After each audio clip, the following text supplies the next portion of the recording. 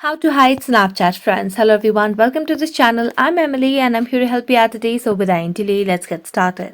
So first of all, launch the Snapchat application on your device and make sure you're logged into your account.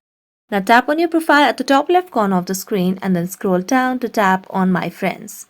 So as you do that, you'll be able to see all the friends list over here.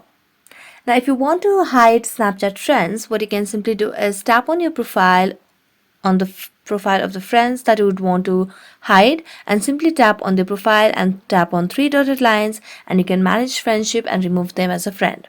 So that will definitely avoid them to be your friend. Next, what you can see is even if you tap on the profile, you'll not be able to see who her friends are, and so this ultimately who is your friend on Snapchat is invisible or hidden from anyone else.